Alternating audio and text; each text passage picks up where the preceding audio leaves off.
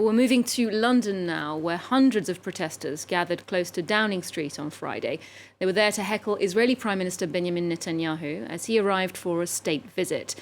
An echo of the concerns expressed in weeks of protest in Israel over a controversial judicial reform that would transfer power away from the courts and into the hands of politicians.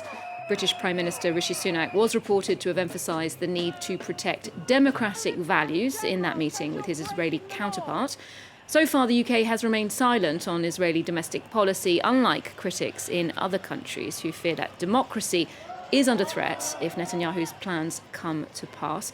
Well, for more on that story, we can now speak to Professor Yossi Mekelberg, who's a fellow at the Middle East and North Africa Program at Chatham House in London. Thank you so much for joining us, Professor Mekelberg. Now, starting with that meeting today in London, the reasonably warm welcome from Prime Minister Rishi Sunak.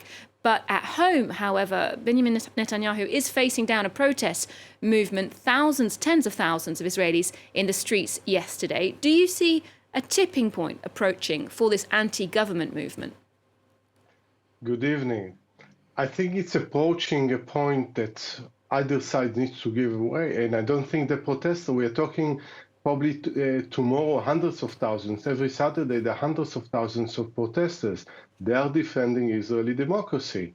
And following Netanyahu's speech on Thursday, basically, he says that the Supreme Court is not answerable anymore to the Judiciary and to the Supreme Court. And bear in mind that this is a prime minister that faces 3 very serious cases of corruption for bribery, fraud, and breach of trust.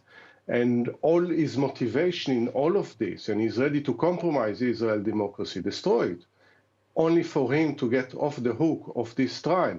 And that's why people in London, here, in many other capitals, and mainly in Israel, protesting against.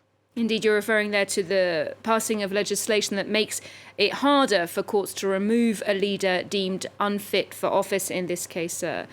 Netanyahu himself. And we've heard the word dictatorship now in Israel from some quite unexpected sources, former intelligence chiefs, former Israeli diplomats. Now it's being reported that Defense Minister Yoav Gallant is the latest to criticize the planned judicial reforms.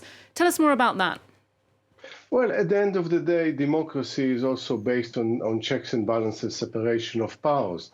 The minute that the politicians are, through legislation, after the election, they actually claim because they won election, they can change all the constitutional arrangement and basically to hand themselves all the powers of appointing judges to the Supreme Court, to override decision by the Supreme Court, appointing legal advisors that are comfortable for them and not necessarily the one that are best for the job. And a series of legislation, and the one you mentioned, that basically they will decide who is fit or unfit to serve, including someone that actually, surprise, surprise, he is still allowed to run in an election and win election and become a prime minister despite a running case in courts as we speak, with hundreds of witnesses still to speak there about his 3 cases of corruption.